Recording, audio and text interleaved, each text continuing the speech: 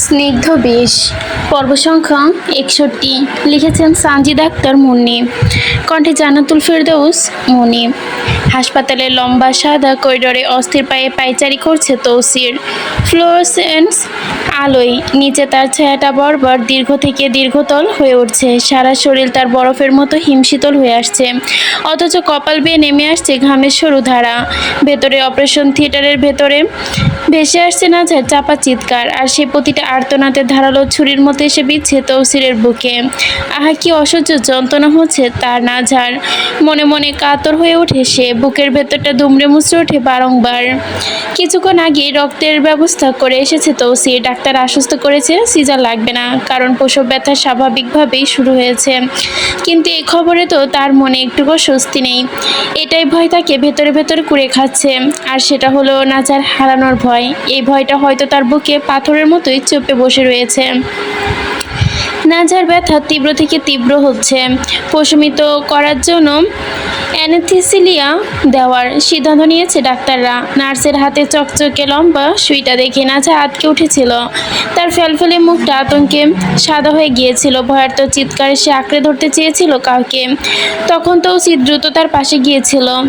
নাজা কাঁপতে থাকা হাতটা নিজের দু হাতের মুঠোয় শক্ত করে চেপে ধরে অন্য হাতে আলতো করে তার ঘামে বেছা কপালটা মুছে দেয়। ভালোবাসার পরশ বলিয়ে দিয়ে কণ্ঠে যত্নের আদর মিশিয়ে বলেছে, ভয় পেও না কৈতরী, আমি আছি তোমার পাশে। এই একটুখানি শুয়ের ব্যথা সহ্য করে নাও, তারপর দেখো তুমি অনেকটা আরাম পাবে। এখন চলছে অপেক্ষার পালা।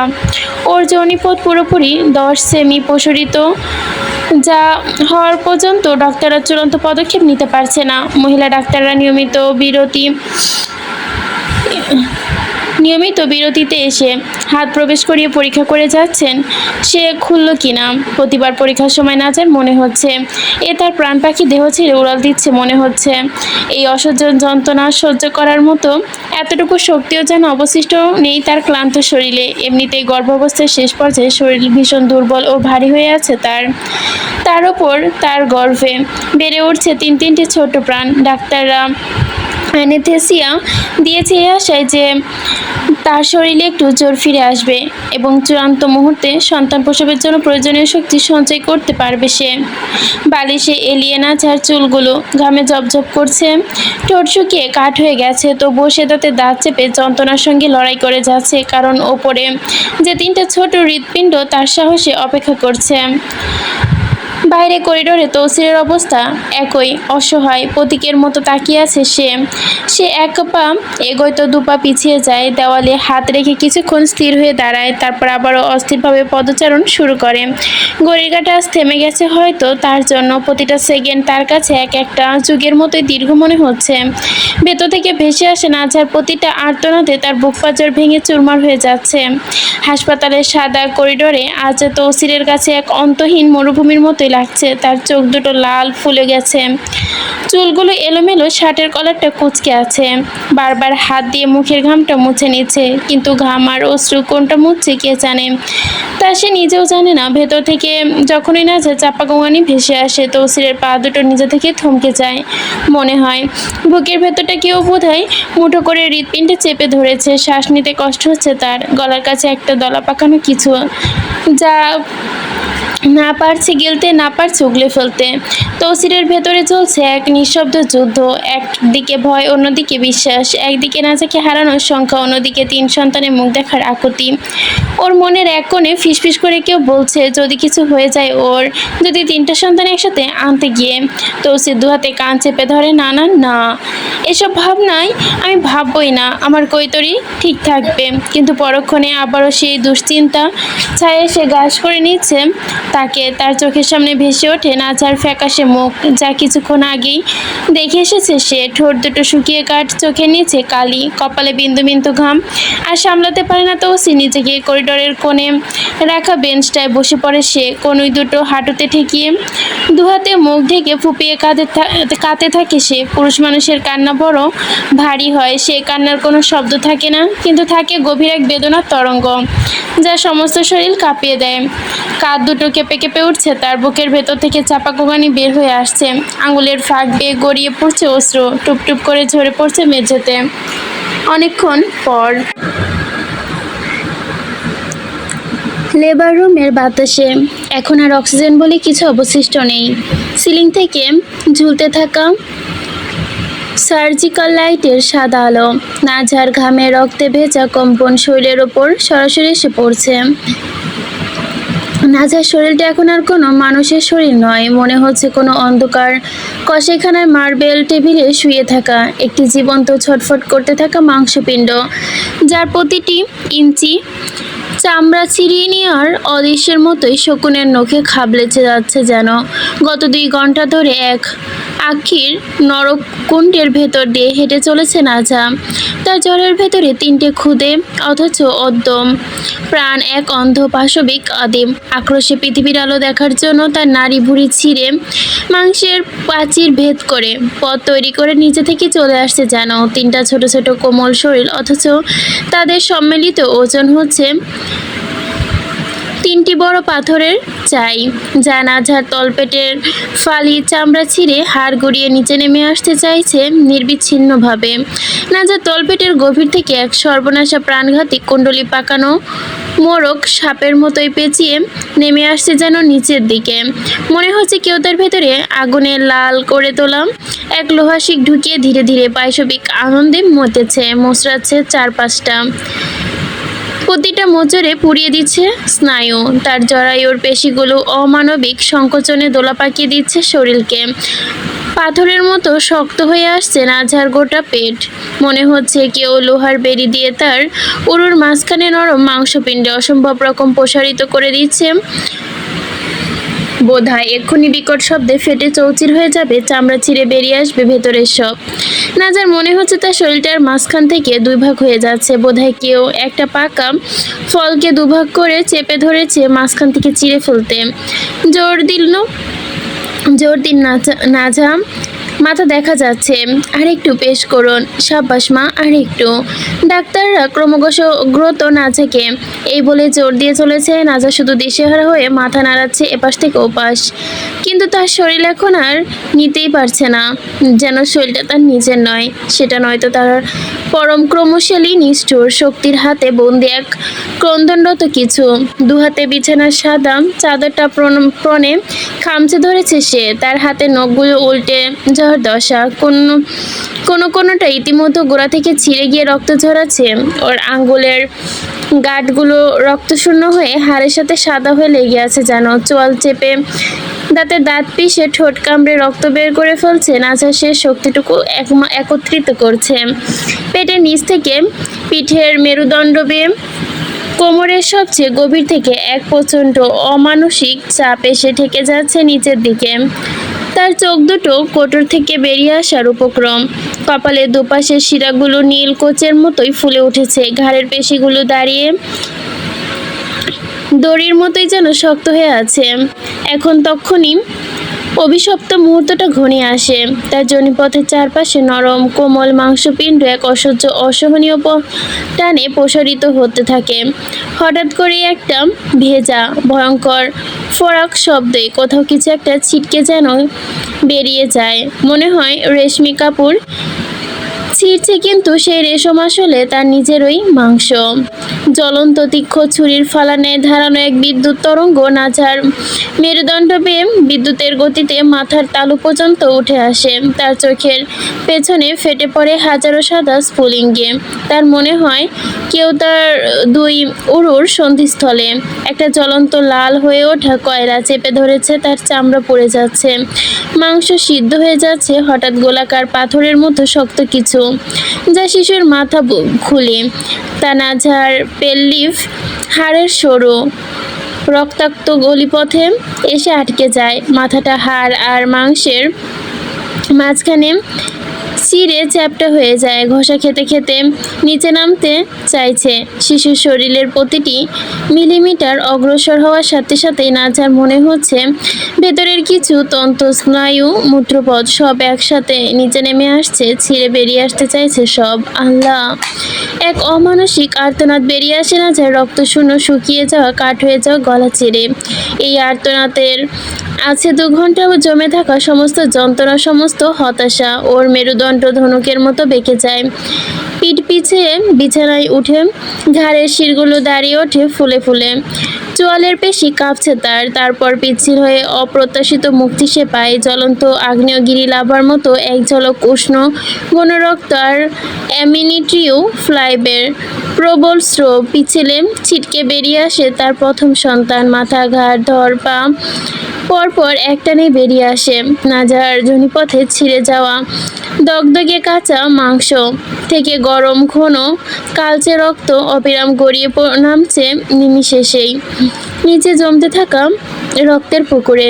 সেই পুকুর ক্রমশ বড় হচ্ছে, চাদর ঝাঁপিয়ে গদিতে শোষিত হচ্ছে, ফোঁটা ফোঁটা মেঝেতে টপ টপ করে পড়ছে রক্তের বিষগ্ন নির্ভরতা ভেঙে তীক্ষ্ণ প্রাণ সম্পদানে ভরা এক কান্নায় জানান দেয় প্রথম সন্তান নিজের অস্তিত্ব। ফুটফুটে লাল টুকটুকে ছেলে, তাদের ছেলে হয়েছে। তার খুদে মুঠো বাতাসে ছুটে বেড়াচ্ছে সে। নাজার মনে হয় তার পেটে বোধহয় একটা বড় পাথর সরে গেল।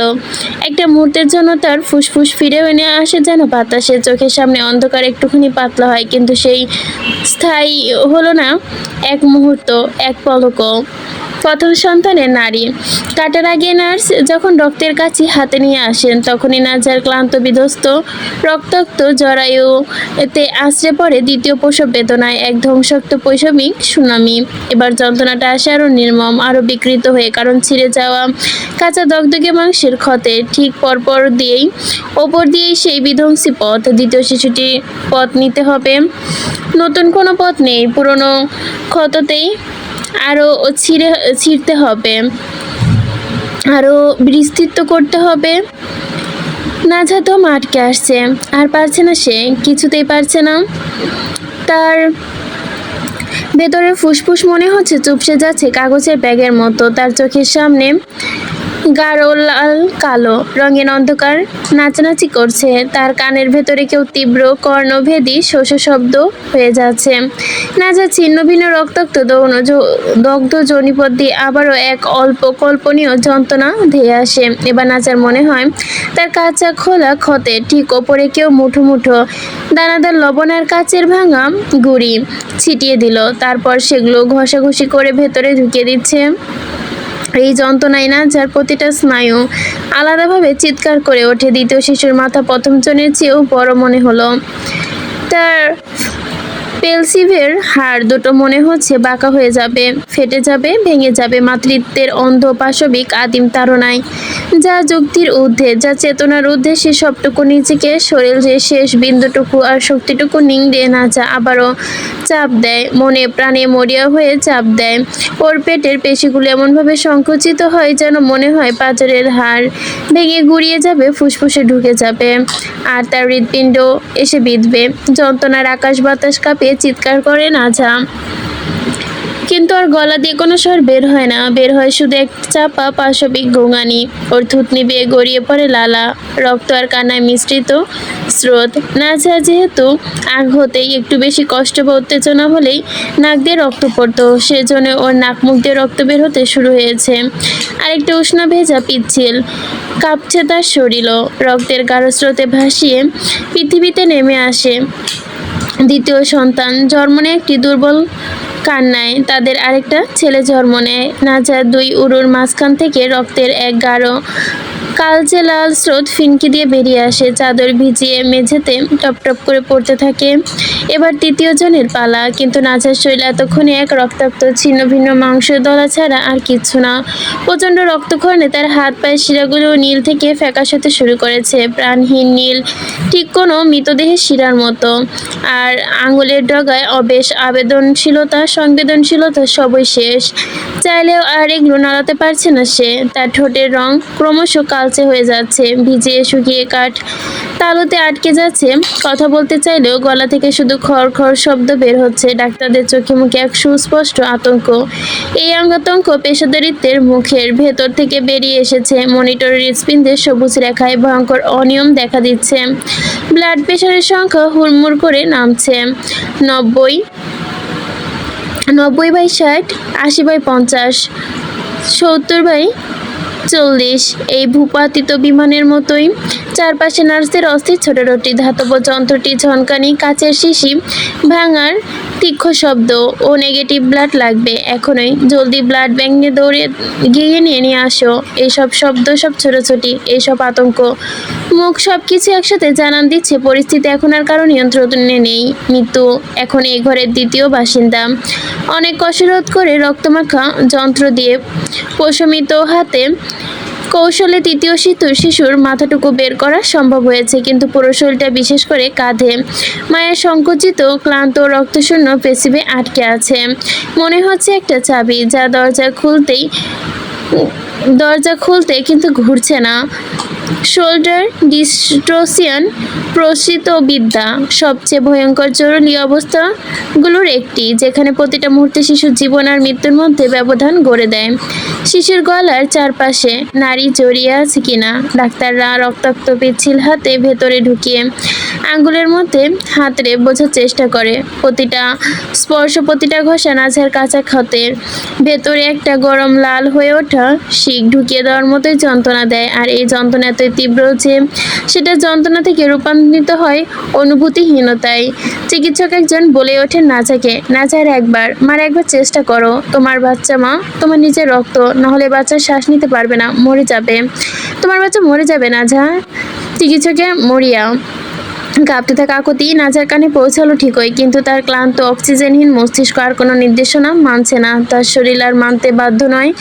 যোগাযোগের সুতোই যেন ছিন্ন পড়েছে, সে হয়তো কোথাও ছিঁড়ে গেছে। কন্ট্রোল এসির কানেক্ট হওয়ার কাঁপানো ঠান্ডার মাঝেও তার কপাল, ঘাড়, বুক, তলপেট বেয়ে বিন্দু বিন্দু ঘাম ঝরে পড়ছে। এই হয়েছে মৃত্যুর ঘাম, সেই ঘাম যা যাওয়ার আগে শরীরে শেষবারের মতো বের হয়। তবুও কোনো অজানা উৎস থেকে এক শেষ অলৌকিক অবিশ্বাস্য শক্তি জেগে ওঠে নাজার মাঝে। মায়ের শরীরে সেই অদম্য প্রাচীন পশুবৃত্তি, যা মৃত্যুর মুখে দাঁড়িয়েও সন্তানকে বাঁচাতে চায়, যা লক্ষ লক্ষ বছর ধরে বিবর্তনের মাধ্যমে নারীর প্রতিটি কোষে গেঁথে গেছে। তার জোরে নাজা তাতে দাঁত চেপে চোখ বন্ধ করে পেটের সমস্ত পেশি একসাথে সংকুচিত করে। এতে ওর মেরুদণ্ডে ধনুকের মতো বেঁকে যায়, ঘাড়ের রগ ছিঁড়ে যাওয়ার মতো ফুলে ওঠে, মুখ থেকে রক্তমাখা থুতু ছিটকে বেরিয়ে আসে, নিচের গাল ভিজিয়ে দেয়। তবে এতে তৃতীয় শিশুটি কাঠ বেরিয়ে আসে না, কারণ নাজা আর জোর দিতে পারে না একটু। চোখের সামনে পৃথিবীতে একবার সত্যি দুলছে শুরু করে নাজার বুঝে নেয় তার সময় আর নেই, তার সময় যে ফুরিয়ে আসছে। মৃত্যুর এই পরিচিত অপরিচিত হাতছানি নাজার প্রতিটি কোষ, প্রতিটি পরমাণুতে অনুভব করতে পারে। সে বুঝতে পারছে, পরিষ্কার বুঝতে পারছে, এটাই তার শেষ, এটাই তার অন্তিম মুহূর্ত। এরপরে আর কোনো মুহূর্ত নেই। মৃত্যুর এই অন্তিম মুহূর্তে এসে নাজা শেষবারের মতো অমানসিক কণ্ঠে, প্রায় নিষ্ক্রিয় ফুসফুসে একটি মাত্র সরু সুতার বাতাস টেনে নিয়ে বাতাসে রক্তে ভেজা বালিশ লেপটে ধরে মাথাটা খুব সামান্য ঘুরিয়ে তাকায় চিকিৎসকের দিকে, আর ফিসফিস করে উচ্চারণ করে, আমার স্বামীকে বলুন আসতে। মৃত্যুর আগে তাকে আমি একবার ঘৃণাভরা দৃষ্টিতে দেখতে চাই। একজন নার্স গিয়ে এটাই বলে তৌসিরকে। উনার মুখে খবরটা শুনে তৌসির হন্তদন্ত হয়ে লেবার রুমে ছুটে আসে। তড়িঘড়ি করে নার্সের দেওয়া মাস্কটা মুখে লাগিয়ে নিয়ে দরজা ঠেলে ভেতরে প্রবেশ করে বেডের ওপরে শুয়ে থাকা নাজার বিবর্ণ রক্ত শূন্য মুখটা দেখে তৌসিরের ভেতরে যেন ছ্যাদ করে ওঠে। মনে হয় কেউ বোধহয় তার বুকের ভেতরে থেকে প্রাণ পাখিটা এক ঝটকায় ছিনিয়ে নিয়ে চলে যাচ্ছে বহুদূর, যেখান থেকে আর কোনোদিনও ফিরে পাবে না সে। চাদরের তলায় নাজার শরীরটা থরথর করে কাঁপছে, আর এই কম্পনের প্রতিটি তরঙ্গ তৌসিরের সর্বাঙ্গে বিষের মতোই ছড়িয়ে পড়ছে। নাজা চিরতরে হারিয়ে যাচ্ছে, এই ভয়ঙ্কর আশঙ্কা সাপের মতো আষ্টে পৃষ্ঠে জড়িয়ে ধরেছে তাকে, এতটাই শক্ত করে যে তার নিঃশ্বাস নিতে কষ্ট হয় এখন। টায়লার পায়ে হামাগুড়ি দিয়ে তৌসির এগিয়ে যায় নিজের কৈতরীর মাথার কাছে। নাজার ঠান্ডা রক্তশূন্য হাতটা নিজের দু হাতের মুঠোয় চেপে নিজের শরীরে সমস্ত উষ্ণতা ঢেলে দিয়ে সে নাজার হাতখানা চেপে ধরে বেচা গলায় ফিসফিস করে বলে, কিছু হবে না তোর, এই তো আমি এসে গেছি কৈতরী, তুই জোর দে, একটু জোর দে, দেখ কিচ্ছু হবে না, কিচ্ছু না। কথাগুলো বলতে বলতে দু চোখ বেয়ে নামতে শুরু করে উষ্ণ শ্রদ্ধারা। এই নোনা জল মাস্কের কিনারা বেয়ে পড়ে নাজার হিম হয়ে আসা হাতের ওপর, কিন্তু ওই উষ্ণতা তাকে আর জাগিয়ে তুলতে পারে না। নাজা ধীরে ধীরে চোখ মেলে তাকায় তৌসিরের দিকে, মন ভরে তাকায়। কিছুক্ষণ একদৃষ্টে তৌসিরকে দেখে সে পরপর তার রক্তহীন ঠোঁট দুটো কেঁপে ওঠে মৃদু, প্রায় শোনা যায় না। এক অস্ফুট স্বরে সে তৌসিরকে বলে, আমার সময় ফুরিয়ে এসেছে তৌসির, আমাকে আপনি মাফ করে দিয়েন। আমি আপনার মাফ করতে পারলাম না, কিন্তু আমার সব ভুল সবটুকু স্বার্থপরতার জন্য আপনি আমায় ক্ষমা করে দিয়েন কেমন? আমি চিরতরে চলে যাচ্ছি, একটুখানি মনে রাখেন আমায়। আমাদের দুটো ছেলে হয়েছে, ওদের একটু আগলে রাখেন। বিদায়। কথাগুলো শেষ হতেই কাপা হাতে তৌসিরের গাল শেষবারের মতো ছুঁতে চায় নাজা, কিন্তু তার হাত তার গন্তব্যে পৌঁছায় না। মাঝপথে অবেশ হয়ে নেতিয়ে পড়ে তা, শূন্যে ঠিক একটা ভাঙা পাখির ডানার মতো। প্রসব বেদনায় এক ঢেউ এসে তার গোটা শরীর মুচড়ে কুচড়ে দিয়ে যায়। তাতে দাঁত চেপে অবশিষ্ট প্রাণটুকু এক মুঠোয় জড়ো করে শেষবারের মতো প্রাণপণ জোর দেয় সে। আর ঠিক সেই মুহূর্তে পৃথিবীর আলোয় প্রথম চোখ মেলে তাকায় তৃতীয় সন্তান। ওর তীক্ষ্ণ ভেজা এক কান্নায় কেঁপে ওঠে ঘরের প্রতিটা দেওয়াল। এক ফুটফুটে মেয়ে হয়েছে তাদের, মনে হচ্ছে স্বয়ং নাজার আরেকটা প্রতিচ্ছবি সে। কিন্তু তার এই প্রথম কান্নার সুর বাতাসে মিলিয়ে যাওয়ার আগে নাজার দুনিয়ার সব আলো নিভে যেতে থাকে। তৌসির ফিরে তাকায় না নবজাতকের দিকে, তার সমস্ত পৃথিবী এখন নাজার নিস্তেজ মুখটি আটকে, যার মুখটা ধীরে ধীরে রং হারাচ্ছে। পাগলের মতো দুহাতে নাজাকে আঁকড়ে ধরে ঝাঁকাতে শুরু করে সে। তার বুকের গভীর থেকে উঠে আসে এক বুক ফাটা আর্তনাদ, নাজা চোখ খোল, তাড়াতাড়ি নাজা চোখ খোল, দেখ। কিন্তু তীব্র আফসোস, কোনো সাড়া নেই। নাজা এবার ক্ষীণ চেষ্টা করেও চোখের পাতা খুলতে পারে না। তার নাক মুখ ধীরে ধীরে ফেনা গড়িয়ে পড়তে থাকে সাদা বালিশের ওপর। তার চোখের পাতা দুটো ধীরে ধীরে নেমে আসে, এবার আরেকবার, তারপর চিরতরে। চোখের সামনে নিজের প্রাণ পাখিকে এভাবে নিভে যেতে দেখে তৌসির উন্মাদ হয়ে পড়ে। এক হ্যাঁচকা টানে নাজাকে বুকের সাথে চেপে ধরে শক্ত করে, যে মনে হচ্ছে এই আলিঙ্গনের জোরে নাজা মৃত্যুর কাছ থেকে ছিনিয়ে আনতে পারবে সে। আকাশ বাতাস কাঁপিয়ে চিৎকার করে ওঠে তৌসির, নাজা, এই নাজা, চোখ খোল না কৈতরি। কিন্তু আফসোস, হায় আফসোস, তার বুক ফাটে ডাকে জবাবে নাজা আর দেয় না। তৌসির নাজার থুতনিতে হাত রেখে কাঁপতে কাঁপতে ভাঙা গলায় বিলাপ করতে থাকে, এ নাজা, নাজা, এই নাজা, চোখ খোল। আমাদের দুইটা পোলা একটা মাইয়া হইছে, দেখ না একবার, কত সুন্দর হয়েছে, একেবারে তোর মতন হয়েছেন রে কৈতরি, একবার তোর মতো, দেখ না, চোখ খোল, একটাবার চোখ খোলা দেখ। তোর কিছু হইলে আমি ঘেন্না কে করবো কৈতরি, কে রাগ কইরা মুখ ফিরিয়ে থাকবো? আমার লগে তোর যে বহুত হিসাব বাকি রে, এত সহজে চইলা গেলে আমি কি লইয়া বাঁচমু? নাজা ওঠ, চোখ খোল কৈতরি, চোখ খোল। প্রথম চিকিৎসক ডক্টর রাবেয়া ভারী পায়ে এগিয়ে আসে তৌসিরের দিকে, চোখের কোণে তার পানি চিকচিক করছে। তৌসিরের কাঁধে আলতো করে হাত রেখে শান্ত ও সংযত স্বরে বলে, আমরা সিজার ও ঝুঁকির কথা বলেছিলাম, আর নর্মালেও। আপনারা নর্মাল ডেলিভারি চেয়েছিলেন, আর পরিস্থিতি অনুযায়ী সেটাই আমাদের কাছে সেরা মনে হয়েছিল। কিন্তু এমন জটিল কেসে সবসময় মাকে বাঁচানো সম্ভব হয় না। আমরা চেষ্টার কোনো ত্রুটি রাখিনি, বিশ্বাস করুন। কথাগুলো কানে পৌঁছালে তৌসিরের চারপাশের পৃথিবী থেমে যায়। তার কাছে সমস্ত শব্দ, সমস্ত আলো, সমস্ত গন্ধ সব একসাথে নিভে যায়। তার সারা শরীর অসর পাথরের মতো হিম হয়ে আসে। তার বুকের ভেতরে কান্নার নিথর দেহটা ধীরে ধীরে ফুঁসতে থাকে, লুটিয়ে পড়ে বালিশের ওপর, ঠিক একটা ঝোড়া ফুলের মতোই, যার গন্ধটুকু আর অবশিষ্ট নেই। তৌসির নিজেকে আর দাঁড় করিয়ে রাখতে পারে না, ধপাস করে পড়ে যায় সে ঠান্ডা পাথুরে মেঝেতে। তার হাত দুটো বুকের কাছে গুটিয়ে আসে আপনা আপনি। চারপাশের এই পৃথিবীতে আর সত্যি বলে মনে হচ্ছে না তার, সবকিছু এক নির্দারুণ বিভ্রম, এক দীর্ঘ দুঃস্বপ্ন মনে হচ্ছে। তার নাজার কি হলো? তার কৈতরি চোখ দুটো কেন বোঝা? তার পৃথিবীর কি হলো? তার প্রাণের কি হলো?